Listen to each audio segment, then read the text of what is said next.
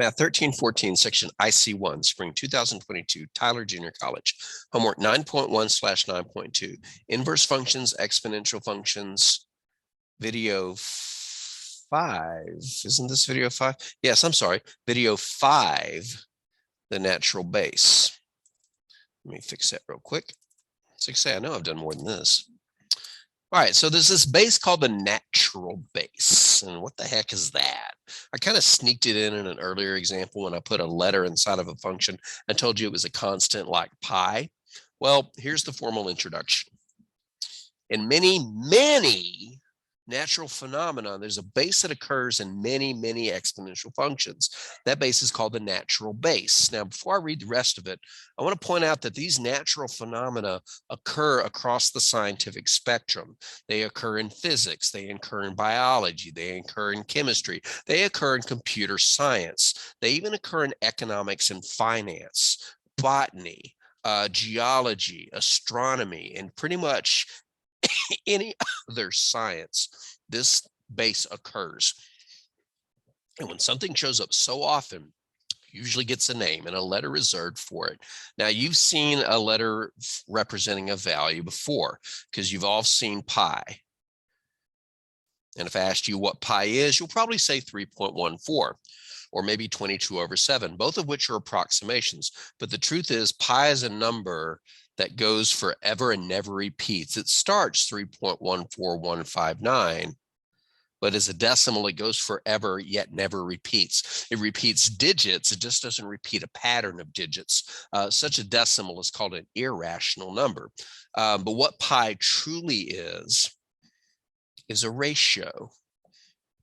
Pi is what you get if you take any circle circumference, which is the distance around it, and divide it by the diameter, which is the distance across it. No matter how big or small a circle is, if you measure the distance around and divide it by the distance across, you'll always get the same answer, and that answer has been called pi. But that's what pi really is. So what's this natural base, whose symbol is E? The symbol for the natural base is E. So whenever you see a lowercase e in a math problem, it is not a variable. That's important to point out. So I'm going to point it out here. E is not a variable. It's a number. Now, specifically, the line y equals e, and this is kind of the theoretical genesis of it. The line y equals e serves as a horizontal asymptote for the function f of x equals 1 + 1/x, all raised to the x power. Now, this technically doesn't qualify as an exponential function because it's got more than just an x in the variable, but it's got an exponential flavor to it. There are some mathematicians and theorists and scientists that will say, well, if there's a variable in the exponent, then it's an exponential function. Well, maybe we should agree to disagree, and we'll just say a basic exponential function has a variable in the exponent and nowhere else. But regardless, this function has a horizontal asymptote. Now, we're not going to find it manually. We're just going to resort to Desmos and let it do the dirty work for us. As soon as I can find Desmos, I know I've got it here somewhere. Here it is. And I've already got the graph going. It looks like it just suddenly picks up out of nowhere right here. Notice it says undefined there, and then it just keeps going. And it's got some action over here, but we're only going to worry about what's on the right side of it. So I'm going to go over here and restrict the domain and just say, let's worry about positive x's. Now, this red graph does seem to level off. So we're going to take this blue line and we're going to move it up to try to get and find where this horizontal asymptote is. Too low. Okay, is that good enough or is that too high? Well, we can check by going out to the right and noticing that the further we go, it doesn't seem to be getting any closer. So maybe we need to move it down a little bit. So how about right there? Is that close enough? Well, if we zoomed in, we could see that there's a gap between, and as we move further to the right, it doesn't seem to be closing in. If you're an asymptote, I should be getting closer and closer to you without actually touching you. And it doesn't look like this is getting any closer and closer. We could even Google jump by zooming out real far. Now we're way up in the sky. This is over 20,000. Put that in the center, and then start plummeting down to earth, other direction. Maybe move it down because we're going to lose sight of it. And if we, there it is. And if we keep zooming in at this point, we'll notice that that gap doesn't seem to have changed. Further we go, it still stays the same. So even this asymptote's a little bit too high. We're at 2.8. Let's drop it down to 2.7. And oh, we just went to the other side of it. So somewhere between 2.8 and 2.7 is this asymptote. Well, let's raise it a little bit higher, 2.71. The graph still seems to be a little bit below the asymptote, and was supposed to coming up from underneath. And so this is still too high. How about 2.72? Excuse me, the asymptote was too low. 2.72 seems a little bit better. But if we were to zoom in, we would see that we kind of are not quite there yet, but we're in the right neck of the woods. So what is it? It's about 2.718281828459045. I know that seems like a random bunch of decimals, but trust me, I know the first few decimals of E. And we've seemed to have found this number that is getting closer and closer. Yeah, I know there's a gap here, but if we were to go further to the right, and the growth rate is so slow right now that it's almost impossible to detect, but the red line is getting closer and closer to that blue line.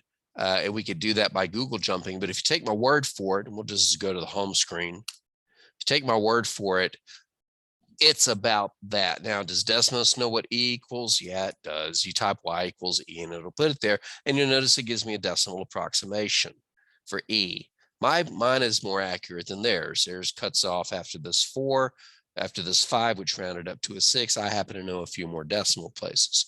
So through analyzing the graph, we've determined that E is approximately, it's supposed to be, is approximately 2.718828459045.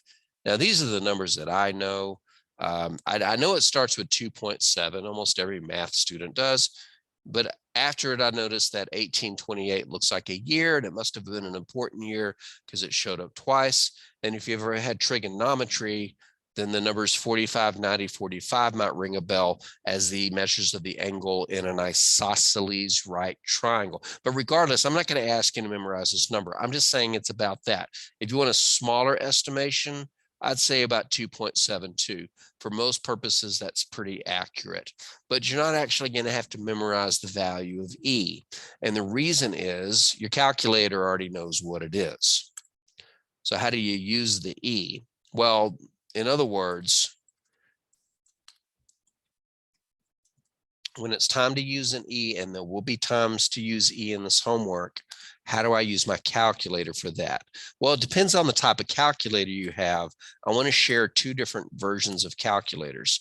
One of them is what I call a display calculator. Now, this is a NumWorks calculator. You can actually order something like this, but at this point in the semester, don't go buy a new calculator. It's just something I can model on here. If you're going to find an E, there's usually there's either a button that has it or a button that has it on top of it. Now, this particular one has an E to the X right here. And if you have an E to the X button, and when you press it, it puts E and expects you to type a power in it. Now, what power would I put on something that would keep its value the same? 1. I can raise E to the first power, and it will tell me it's about 2.718281828. I know more accuracy than that. Now, if you have a one-line calculator that doesn't display problems as you type them, so a calculator like the one that I use on here sometimes. Now, granted, this one does display what I type it, but just ignore what's up there.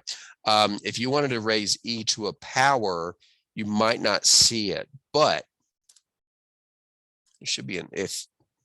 There's a button that says LN, and there's a good chance that if you can't find your E to a power button, it's above the LN button. We're going to get to the LN later. If I hit second, it actually turns it into E to the X. But you may have noticed that this just flat out has an E button. Some calculators do have just an E button, and it pulls out a value of E. That's more decimals than I know, but that's okay. So it's your responsibility. I guess, I close that calculator, and so it'll stop the screen share. not a problem. Sorry, you had to see my face so large. But to answer the question, how to use the E button in a calculator, the answer is it depends. If your calculator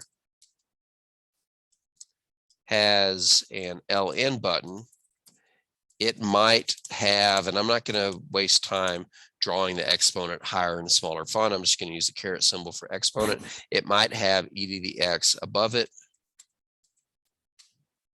In this case, you probably need to press shift or second to access it.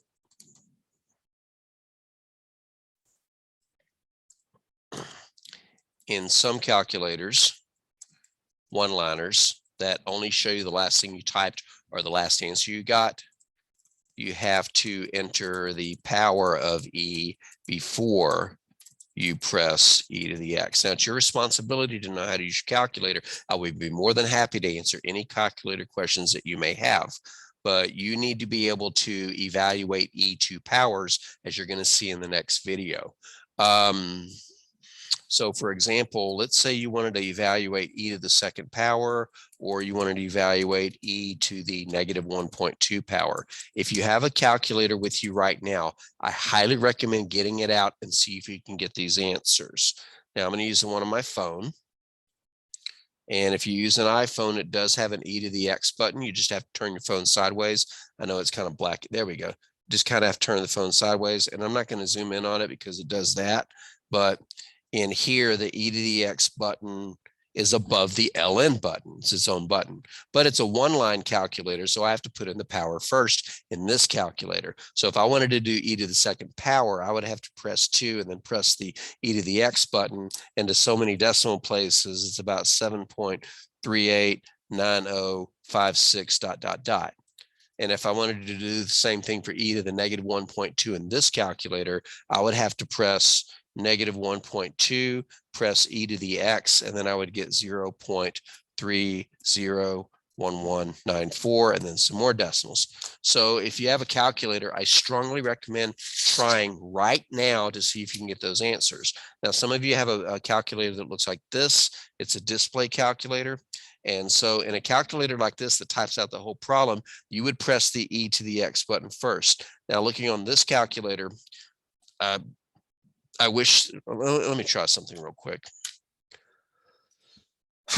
Excuse me, I'm going to try to turn off the background and see if that makes it easier to see. Okay, I'm in a classroom right now. That's better. Now, and also I'm going to turn off the screen share for a second, just so we can get a bigger picture of it. Now, if you have a calculator that looks like this or something similar to it, there is probably an LN button on it, which is right here. And there might be e to the x above it. Because it's green, I would have to press the green button to access it first.